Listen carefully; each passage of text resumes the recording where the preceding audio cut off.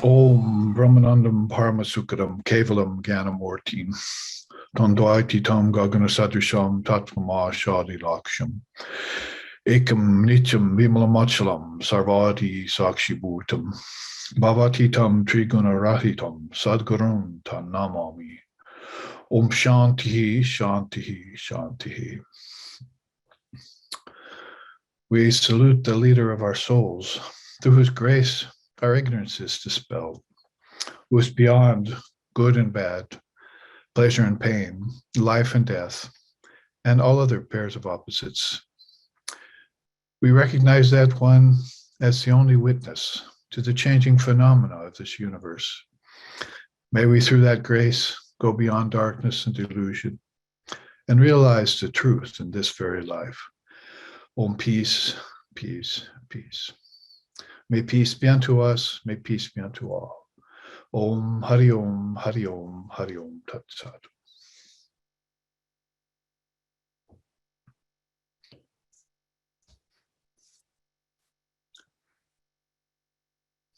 We have all gathered together here on Saturday for our Satsang.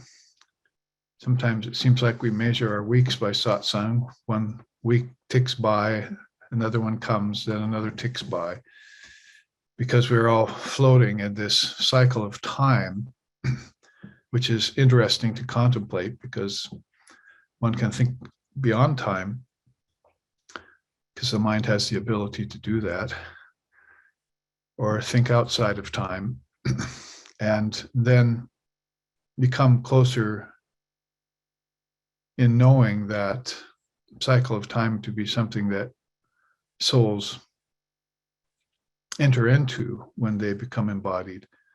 And so things slow down, things concretize, become solid, like the five elements outside of us have come from thoughts in the mind and then solidified to create the different planets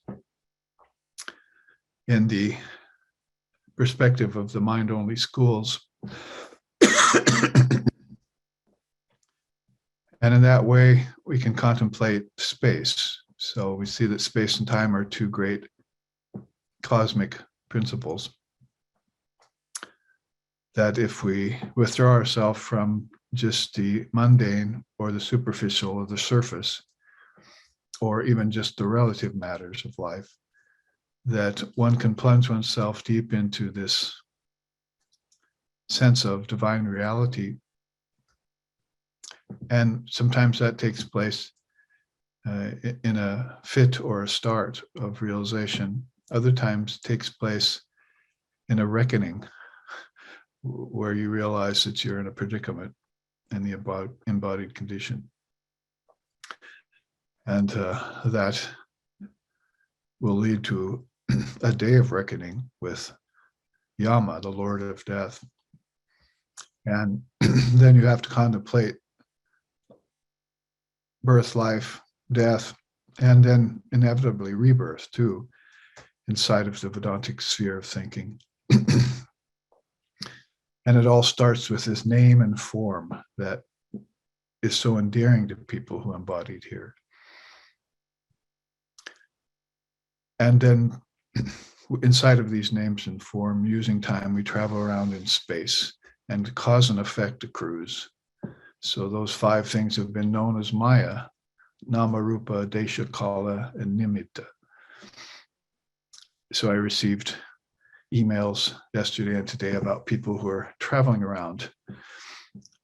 Hopefully they're doing it with Brahman on their minds so they can keep the Maya at bay. But quite a few people are traveling in Europe, for instance. And so we hope that they're bringing peace, peace, peace with them to that area of the world, which is suffering under the regime of war again. And that's between countries. But then also when the war between countries isn't evidently going on or so obviously going on, then we have this warring faction of egos. And that begins back in the mind as well. How to calm and quiet the mind and its thoughts so we can bring forth the best of life That's why we chant to Sri Ramakrishna and Holy Mother and Swami Vivekananda.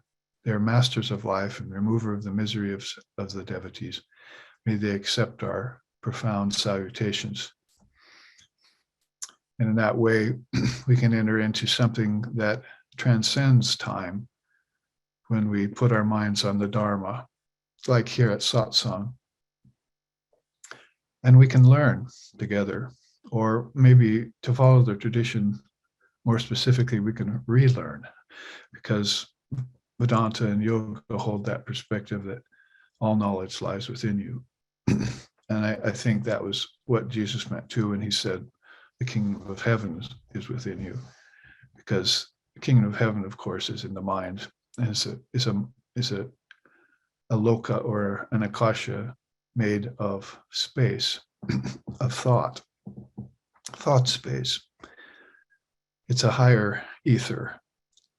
That's why they have words in Sanskrit for it, like Akasha and lokas and bardos in Tibetan Buddhism. So all to lead us towards this idea that we come, all of these worlds come out of us, and then we get into them, and then we dissolve them back when we want to return to our source. And so that's an empowering way of thinking about embodiment, so that one isn't caught off guard or doesn't fret too much or any at all at this embodied condition, and can turn it into something divine, can deify it, as we were talking about a couple of weeks ago at our seminar on renunciation, that renunciation is not condemnation, but it's deification. And so then you have those cross-section of souls, even on this planet, what to speak of other worlds within, who are constantly placing their mind and their thoughts on Brahman alone. And each day coming forth, like diving into an ocean, they say, coming forth with a new gem each moment.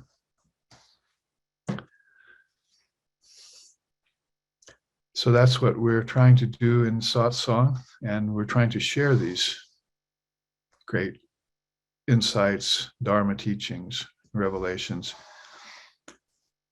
from the most basic of the four fruits, all the way up into that special Atmagyan, or non-dual wisdom they talk about in Indian tradition, that we're so fortunate to know about. So all knowledge lies within you is the way in which to approach that. And we'll do some more of that at God Blogs or Brahman Bites in about 2 hours. So Saturday is filled with opportunities to avail the mind of knowledge of the self. And maybe you could say, basically, you could do that at 2 levels. At the formless level, where Brahman is the object, as it were, subject, eternal subject of concentration, or where Ishvara, God with form in its deepest and highest and most profound sense, is meditated upon using the mantra and visualization and so forth. And these are at least 2 of 7 great ideals, which we also looked at 2 weeks ago. We also had how to serve the great ones, Mahat Seva. And in this way, we have guidance along this path of spirituality, which is very subtle, the razor's edge path, they call it. It's a very subtle path to be on when most beings are loving the world much more than they're loving God, or maybe God doesn't even figure into the picture anymore. Or as I heard it the other day, one must be in love with love. That's a way in which the Sufis undertake their worship as well. So, who do you love? How deeply do you love? And where is that love directed at? And if there is ignorance in the way of veiling that love for divine reality, then we would avail ourselves of wisdom. Because Krishna says in the Gita, Nahi Gyanena Sadrisham Pavitram Hiha Vidyate, that knowledge is the greatest purifier and will destroy ignorance and take it away. And then we can see that divine beloved. We can look upon the face of the divine beloved. And again, whether that be beyond form or with form, is then the only matter left to consider. Or as Sri Ramakrishna used to say, there's my father, she's speaking about Brahman, and there's my mother, she's speaking about Mother Kali. I love them both. The scales are equally balanced. Which one shall I love more? So he was always putting his mind on God with form and God beyond form. Or if you'd like, titled in the way of the ancient rishis, Nirguna and Saguna Brahman. That Brahman that has attributes like name, form, time, space, and so forth. Or that Brahman that's beyond attributes. If you can quiet your thoughts, the vrittis, and turn them positive, and then finally dissolve them completely into that non-dual level of meditation, which is so rare, but brings the peace that passes all understanding to bear upon the mind.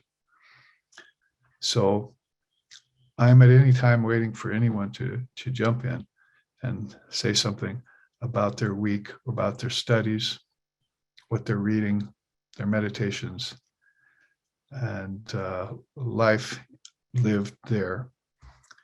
As we were talking to one student in Bhavamukha, so you could see all of Brahman on one side, and then on the other side you can see all the worlds playing and sporting. And if you see Brahman in both, which it is definitely there, then you're seeing God sporting and you're seeing God resting or at peace, transcendental.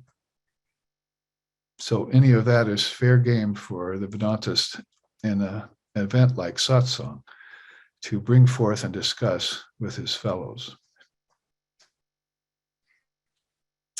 Who can join in then? Yes, Isha. You're just waving at me, or do you have something? Namaste, Babaji. Namaste, everyone. I was actually, as you started speaking, I was reminded of a quote I read earlier this week coming from Holy Mother. She was on a pilgrimage with some of her devotees and followers, and I think she was somewhere around Bodh Gaya, the holy place of Buddha, the place which he received, I think, his enlightenment. It might have been in another place, but at least Bodh Gaya is a holy place for the Buddhists. And yeah, she was going around there and around Nalanda and Bodh Gaya. They have a really deep tradition of just higher education. The Buddhists were one of the first who introduced the concept of university to the world, and one of the earliest, one of the first universities are actually Buddhists or Buddhistic in a way. And she was there at Bodh Gaya, and she saw some Western people going around the place, and the Westerners were very impressed with the location, and they were going around the ruins and taking up some stones and bricks. But then she said she said this cryptic saying in a way where she said, yeah, those people which are now observing the ruins and are impressed with what they see, they are the ones who originally built the place. I don't know, you might have probably heard this quote before, but yeah, it's an interesting insight from her. And if you could maybe comment on that a little bit, that'd be highly appreciated.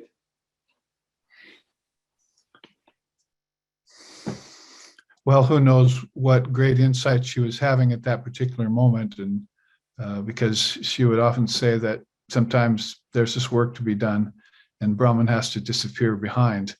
And then Brahman comes back for her every time when she puts her mind away from the work. But if she's traveling on pilgrimage like that, then her mind is probably in that high state of Brahman consciousness all the time.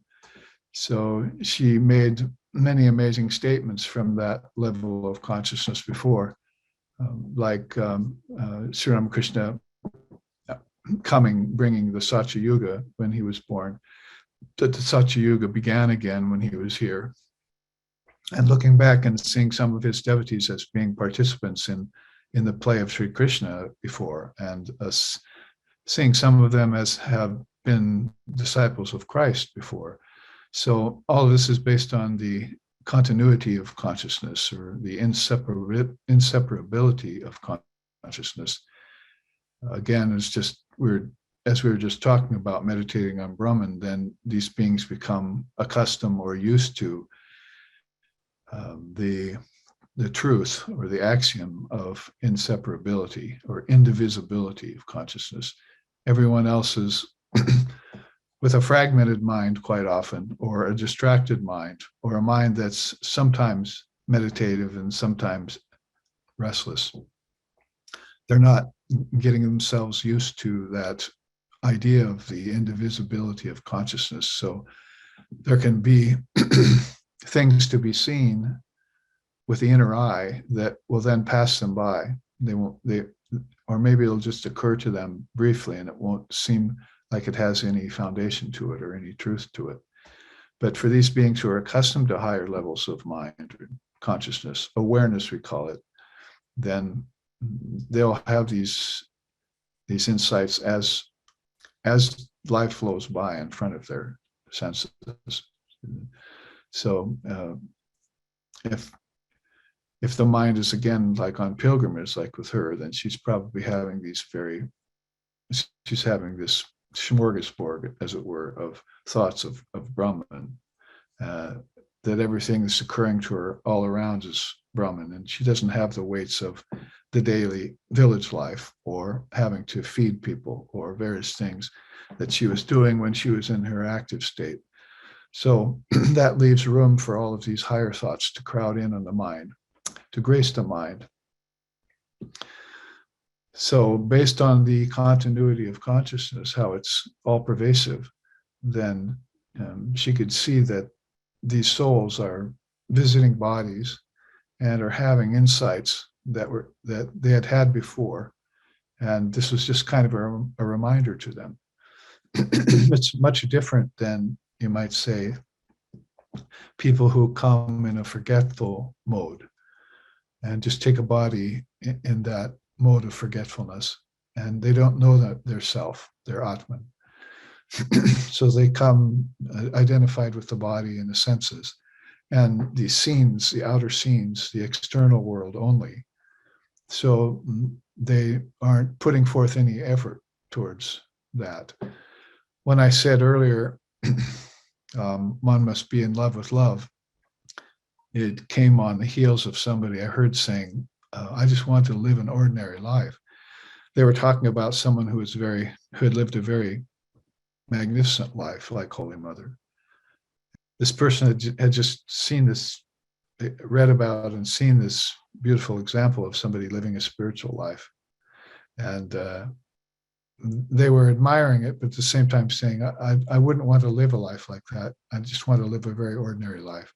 So it kind of causes you to think that there are people who don't want to take the trouble meaning, I have to practice, I have to meditate, I have to study religion and philosophy and so forth.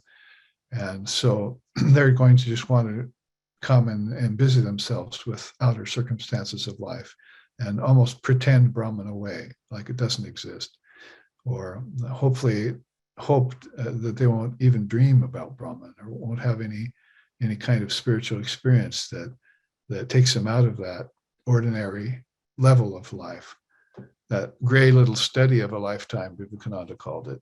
So they're going to want to just remain in that superficial level. So it causes one to think about how many people have come to live that kind of life and who are maybe not interested, but are just preferring to live an ordinary life in the body, as if that's the whole purpose for them coming here to earth.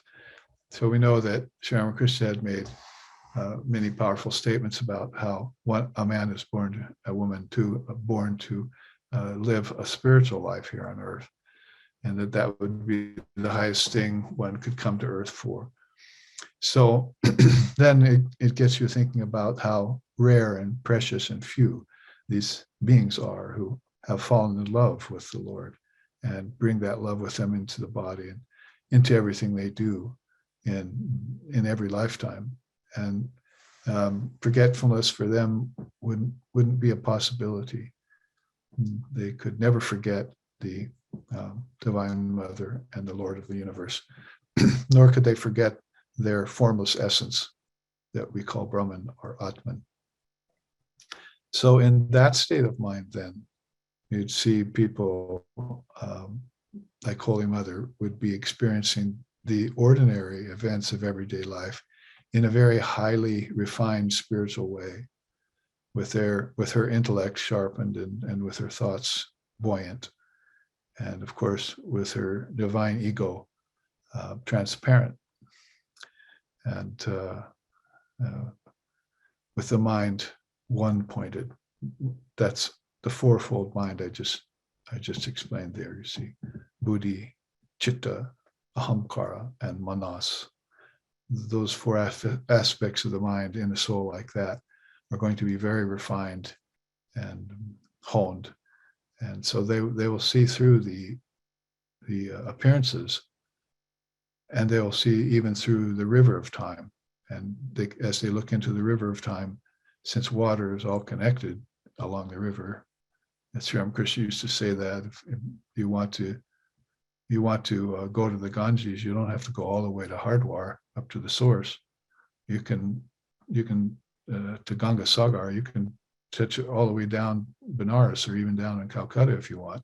You just go to the river and touch it. You've touched the entire Ganges. So you can go to the Ganges anywhere, even without making a pilgrimage to its source. So in that way, consciousness is what he's talking about, because people in India are, making ritualistic worship, and they're going to on pilgrimage, and thinking and getting certain benefits from going on pilgrimage. But the real inner pilgrimage is to the soul inside. When you're there, then everything becomes a pilgrimage place, and everything you see becomes sacred and divine. And so you'll notice these connections, just like water in one place of a river is the same water in another place. Time is like that. Consciousness is like that. And so you're in this state of seeing the divine in everything in one eternal moment, the yogis call that. So the minutiae, the sensational things that happen in the river of time, they'll notice those too, whereas other people might forget and not be able to see or perceive how many great events have taken place and in the past history.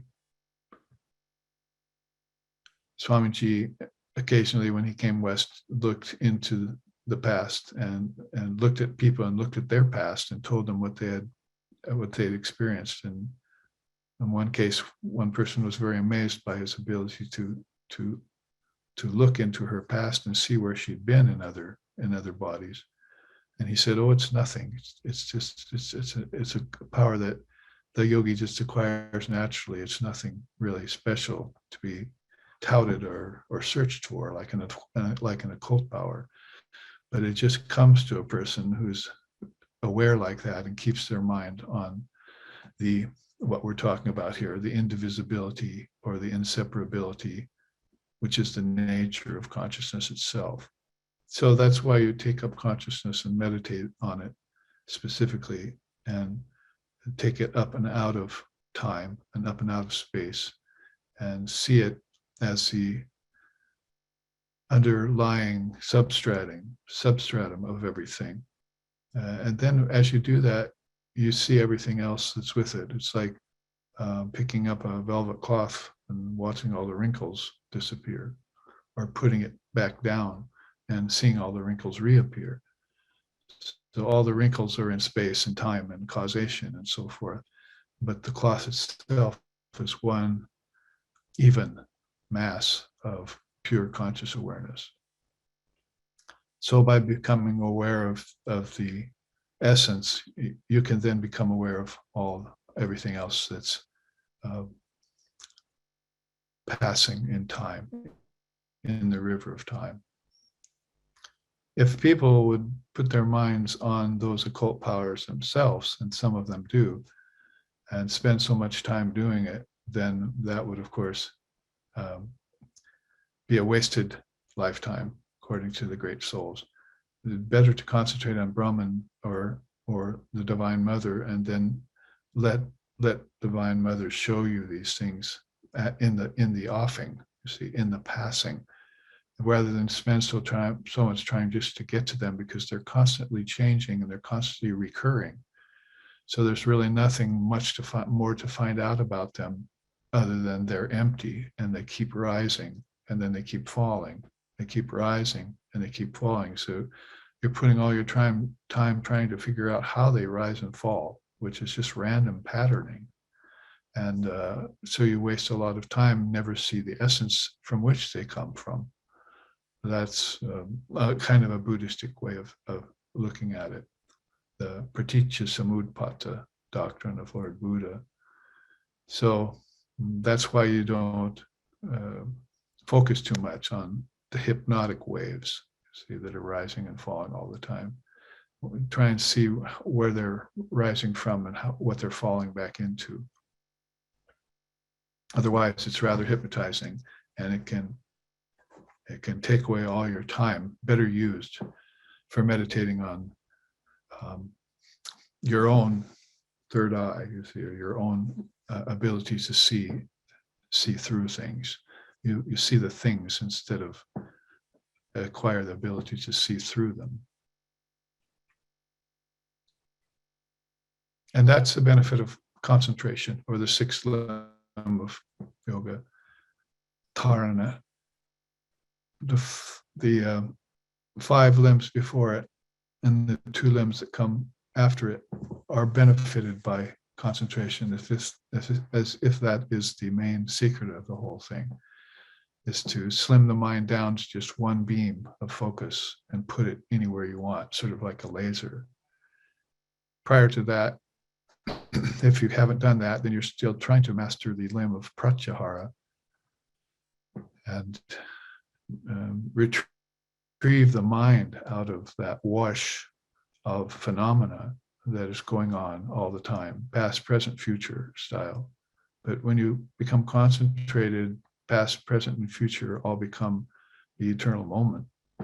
It is one way of explaining it in terms of the principle of time, kala and kalas, is what happens to them when they focus like that. And then they prefer to keep focused.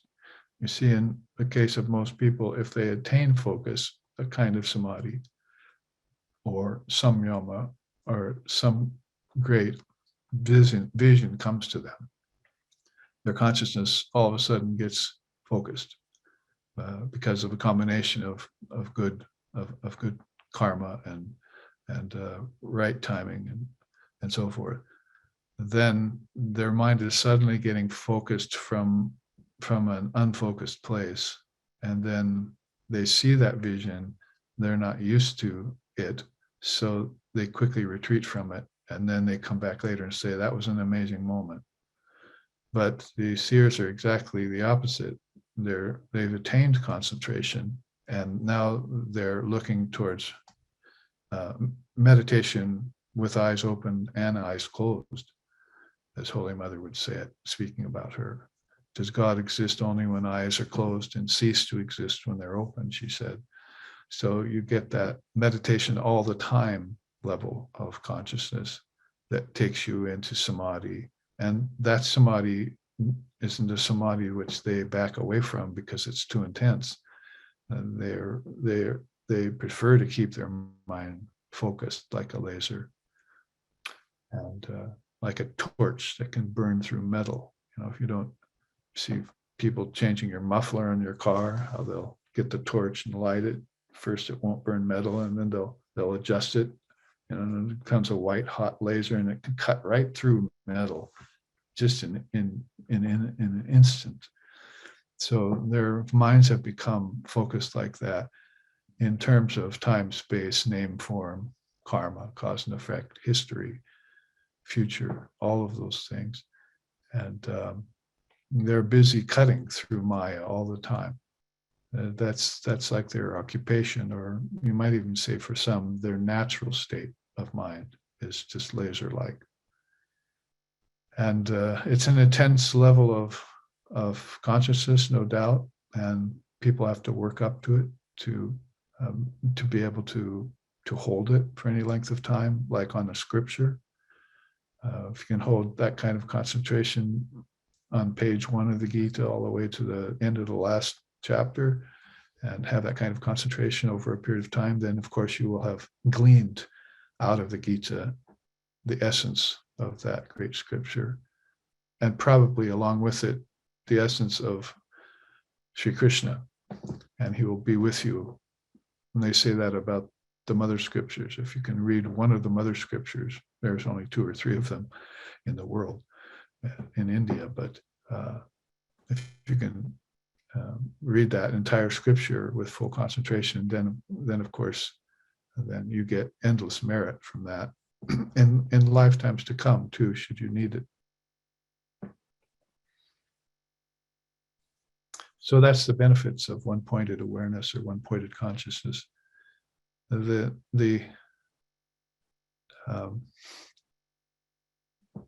problems are many and multiple of not having it.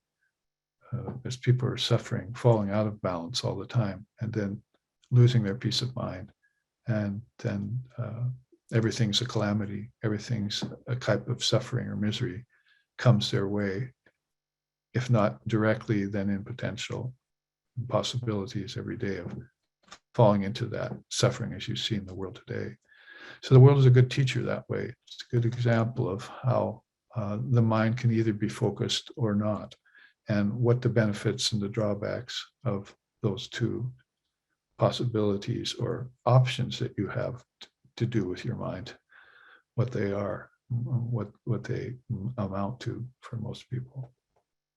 Possibly this brought up some thought in the rest of you. Probably a lot of it, but it's difficult to bring it forward sometimes. Yes, Jyoti has something. Please. Namaste, Babaji. Namaste, everyone. The first one is a question based off your introduction, and it has had to do kind of with the question I asked on Apurna at Wednesday's class, to compare Akasha with ether.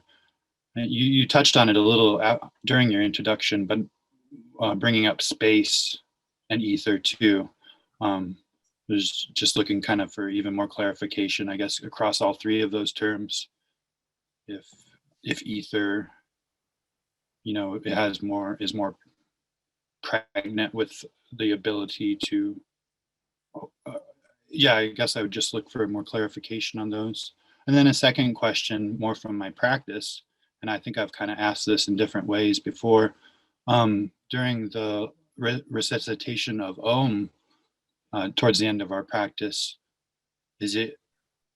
should we think about like our senses in waking state proceeding then into our senses or objects that we experience in dream state, and then try and fathom deep sleep, and then try and fathom Turiya beyond that with each slow recitation of Om? So if you could touch on those 2 questions. Thank you. Well, about space, ether, it's an interesting word because still in the world of science and relativity and around the world in certain areas, they're still thinking in terms of 4 elements, and because they only think about tactile things, what can be seen with the senses, and the ether cannot be seen. And so we'd have to, first of all, make a distinction between the word ether and space. Which would be a good experiment to conduct, if nothing else. Like outer space that we see planets in. So we think about space as something that holds other worlds, other planets.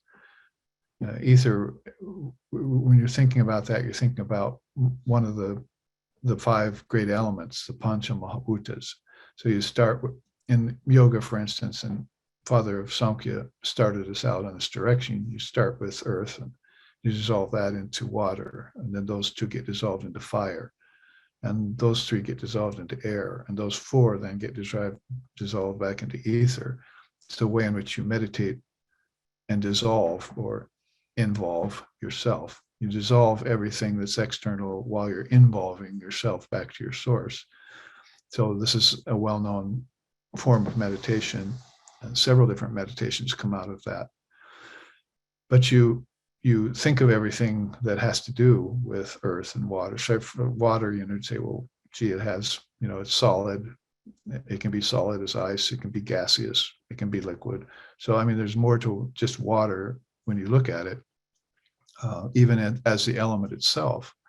And then, of course, there's more to it as well when you look at it as in combination with the other four elements, or as rivers and lakes and oceans and so forth, or the lack of it in outer space. So there's all ways to think about water. It's the same when you come to ether. And when you come to ether, it's not that cosmological or that inner cosmological experience ends then, you see. That's where it really begins and enriches in Hindu philosophy, is that then those five elements, you end up in this in the most subtle, or the subtlemost ether. And that's where that word Akasha can be applied. And Swami Vivekananda has some nice things he said about that in his lectures that you can look up.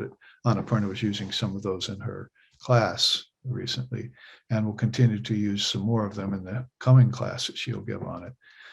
But basically, when you come to ether, then you find out that the Pancha Mahabhutas, the five great elements, have five attendees upon them. That is, there's another fivefold subdivision that happens at ether. And that's where that word Akasha becomes Bhutakasha, Pranakasha, Chitakasha, Chidakasha, and Gyanakasha and Chitakasha. Then you find out that they're thinking about space as something that, well, to cut to the chase, is really coming out of the mind. So you're going to have to, this is part of the dissolution process, that everything that came out of the mind has to go back to it. So when you come to the Akashas in space, that also is in the mind. It might be a greater mind than what you're used to thinking about or thinking with or using. It's definitely greater than a brain. And pretty soon, though, you'll find yourself in the five different spaces. The Bhutakasha would be a coverall for everything that has physical form.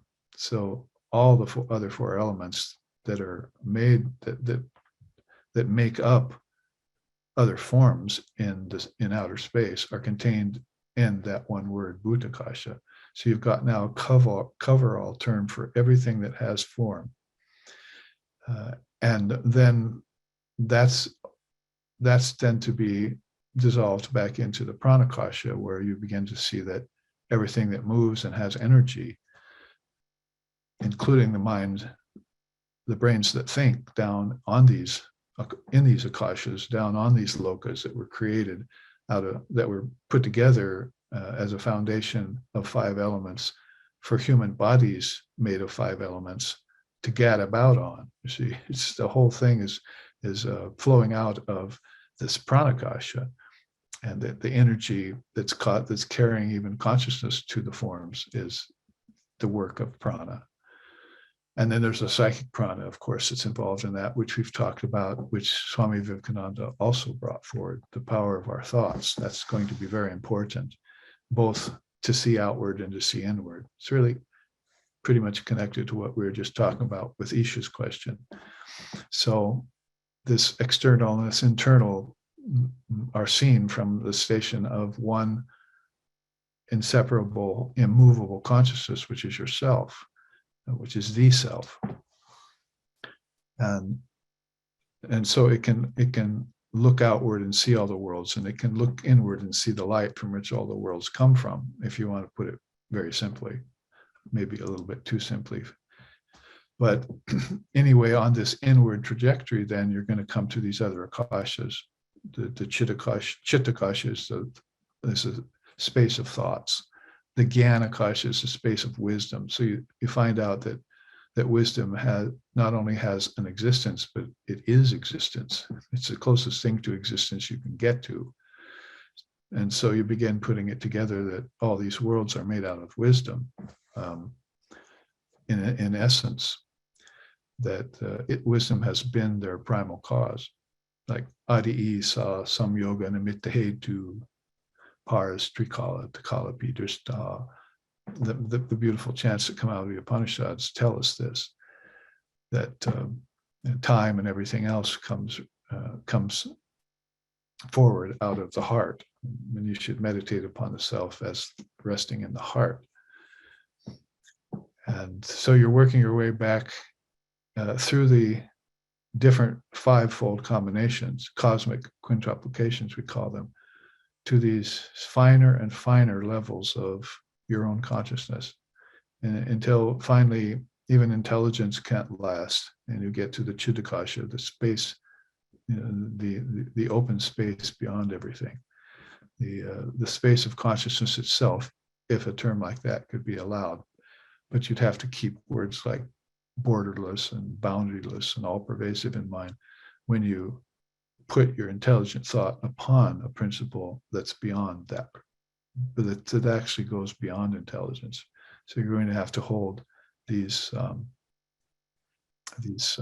ideals in conjunction with each other. The great conjunctions came out of that kind of thinking. The vyahritis, they're called in the Upanishads. You have to keep these as pat principles that are there in a very beginningless beginning. So you run out of words to try and explain it, because you say beginning, and people start kicking back towards, when the Big Bang or something like that. But this is nothing like that at all. The Big Bang was just, a little explosion in somebody's backyard, Divine Mother's backyard, you see. And that was only on the physical level. So you go back to thought and how it implodes, or intelligence and how it implodes back to the source. Then you're getting close to the secret of all creation, the Srishti Rahasya, as the Tantricists call it. And the great divine couple that's at the foundation of them, Shiva and Shakti. And in that way, you're dropping the stages of the rocket that you manufactured yourself when you came to Earth. I mean, if you wanted to look at that involution process as, or let's say the evolution process as building your rocket with its different stages, and now you want to get back to your source, so you light the rocket with that exceptionally refined fuel, rocket fuel of wisdom, and then you point that rocket inwards towards the heart, and you take off into the space of inner space. You're leaving outer space behind, and then you're even leaving the space of prana behind. Finally, you're leaving the space of thought behind, and each time you do, you're dropping one more stage of the cosmic principles. And then pretty soon you just have only the head of the rocket. That's you. That's your impetus, your great wisdom that's taking you in that direction. And so you release and you penetrate that mark, as they say in the Upanishads. And take the Upanishads as a great bow, fasten your arrow of your mind to them, made sharpened by thoughts on God alone, then release and penetrate that mark. So with the rocket analogy, that's what I'm trying to say here, is you're penetrating into the finer and finer levels of your own intelligence, of the great mind's intelligence, and eventually coming only to this space of consciousness alone. Maybe I went on a little bit too far with that first question of yours, but then you had another question that had to do with meditation on the slow resuscitation of Om, and thinking about AUM in connection to waking, dreaming, deep sleep. If think about, should we think about senses and objects in waking state, and then senses and objects in dreaming state, and then think about a deep sleep state, and then a turiya state with the resuscitation? Yes, so we could say, what have you been reading? Here, the nature of Jyoti's questions, you can see where he's been putting his mind. And I know he puts his mind every day on subjects like that in the sadhana, course of sadhana that we've put together for him to work at. And so when you're talking about the 4 states of consciousness, I mean, you could, if you want, you could go back to the rocket analogy or metaphor again for that, is that you leave off of waking and drop that stage, and then that takes you into dreaming. At that point, you've lost, a greater percentage of humanity. They don't believe in dream to be real. They only believe in this outer dream to be real. Ramana Maharshi said that's dream number 1, and then you're going into dream number 2 when you go into deep sleep, or vice versa. It really doesn't matter. It depends on if you're involving or evolving in your mind. It's all taking place in your mind anyway. The body is rather immaterial, at least until you get here and use it for a higher purpose. So when you're dropping all sorts of bodies like that, then you're also moving through these divisions. Yes, I know it's hard to talk about because there are no divisions in consciousness, and it sounds like you're contradicting yourself, but this is a methods which they've set up for you to try and comprehend what's happening to you as it happens to you, because the mind moves far too fast for anyone to understand. It's shaping these worlds that we're in a split second, and it's dissolving in a split second. And so that's all due to the great mind and collective mind that follows it, and the individual mind that's a part of that. So when it turns its thoughts on, everything's there. When it turns them off, it's not there. Human being, today it is, tomorrow it's not, Holy Mother used to say. So it's that mind that's the generating power. It's that factory somewhere that's producing everything with all that's contained within it. And thoughts, of course, are being generated in it all the time too, and then they get manifested in due time, either more swiftly or take longer time, depending on the level of individual minds that are on any given place or loka or akasha. Here on Earth, it's taking very slow. That's why I started out today saying, if you're caught in the river of time, then that's an amazing thing to think about, but it's also very sobering thing to think about. how limiting time is in a cycle, and how Buddha taught you how to get out of the river of time, and encouraged you to try and think beyond cycles like samsara and so forth. That's what you think you'll become. So if you're thinking in terms of time being real, then it will be real for you and for 7 billion other people. So some beings want to think through it or think beyond it. So they start thinking through it and beyond it. And then they realize that, oh, that's unreal. I'm coming closer to the reality now. Now I have to call that the unreal, and I'll call this real. Om asat vidyate bhavo nabhavo vidyate sataha, Krishna says in the Gita. Means the unreal never exists. And the real, it never ceases to be. So you're leaving everything that the mind conjured up, that hypnotized beings with little brains in worlds of solidity and liquidity and so forth. And you're giving that up, and then you're withdrawing inward in this dissolution process. And as you do so, you can put that also in states of waking, dreaming, deep sleep, and turiya, as you said. The 4th state of consciousness. So this is a quick way in which the Advaita Vedantas, a favored way in which they give it to you. You can look at it through Lord Copula's 24 Cosmic Principles. You can look through it by the 8 limbs of yoga and how to meditate upon those 24 cosmic principles, or you can look in the Gita and conceive of the Purastika body, eightfold body, and look at it that way. In Advaita Vedanta, they have a way of explaining it that really takes all solid forms out of the equation, and it takes all religious denominations and religion out of the equation. You might call it pure philosophy, Advaita Vedanta. It's the purest philosophy that mankind ever had. That's a quote from Vivekananda, unquote. The purest philosophy and highest philosophy that mankind ever had. That's the Advaita Vedanta. So if you're wanting to drop the stages of your rocket post haste, there's probably no better way to do it than to sit and meditate and think about your waking state, and then dissolve that back into your dream state. But watch the similarities there, how there's 5 elements in waking, and then they turn to 5 subtle elements in dreaming. There's 5 senses in waking, how you acquire 5 senses in dreaming.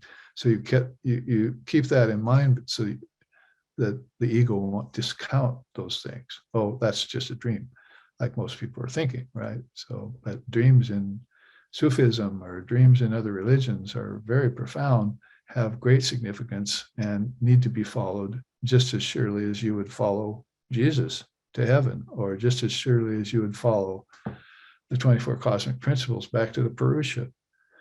So, if you need, in this system, you're going to need to keep those vyahritis, those conjunctions in mind. They're eternal principles. So there are some rivers that flow to the ocean, and some rivers that don't make it. They just go underground. Using that analogy of Sri Ramakrishna, it's the same with these methods. Some of these methods are imbued with eternal principles that they're just like scenery alongside the road. Oh, there, you're walking the path. You say, oh, there goes that vyahriti, of knowledge, knower, and known. Oh, there goes that vyahriti by, so each one of these great conjunctions that, male, female, neuter, whatever it is, it's a triputi. And these great conjunctions just flows by as you're taking this trip inwards. So they're like landmarks that always remind you that only God is real and the worlds aren't. Always keep you in memory of the fact that you are Brahman. The self is Brahman, and always keep you in memory of consciousness is one undivided mass of pure conscious awareness, as Shankara says in the Viveka Chudamani. But it seems to have divisions. See, and I can judge these divisions by the overall vibration of embodied beings in each one of these given worlds. I can judge heaven by the way people in heaven are thinking. I can judge earth in the way that people on earth are thinking. I can judge beyond heaven, higher heaven, in the way that those beings are thinking. And I can judge the realm of the rishis through the way in which those beings are thinking. So consciousness does have refinement for the, if they talk about, well, there are no divisions in consciousness, we're not there yet. So you have to tell them, we're not there yet. We are that, but we're not there yet. When I say we're not there yet, it doesn't mean that we're still preparing for it. We're already that. We're not there yet because we're enjoying all the levels of consciousness. We're enjoying all the vyahritis. We're seeing how this whole universe got put together by one great thought from the mind of Ishvara, from the mind of Lord Brahma. We still have to see that And we have to see it in reverse too. So don't talk to me about there only being one individual level of consciousness. I'm still measuring everything by the degrees of beings who are at those levels, as if I'm going to take them with me when I return. Sarva Mukti. It's all going to be everyone's going to have mukti because they always have it all the time anyway. So they're all going to wake up one time and they're going to realize their identity with Brahman.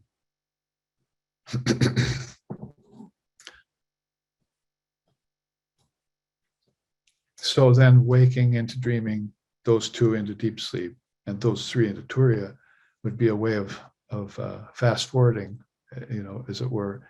Although I just said, take your time, but basically that's the Advaita Vedantic way of thinking about everything as Brahman and appearing at different levels of vibration of the mind. So first teaching would be don't discount dreaming and don't look away and not study deep sleep just because it seems to be empty or formless. These are where the secrets lie.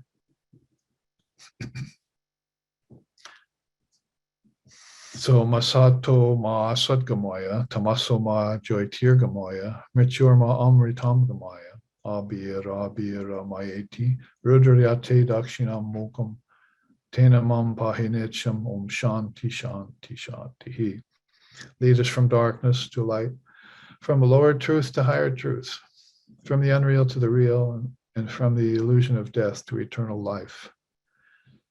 Reach us through and through, O Lord and Mother, with thy sweet and benign presence. Om, peace, peace, peace. May peace be unto us, may peace be unto all. Om Hari Om, Hari Om, Hari Om Tat Sat.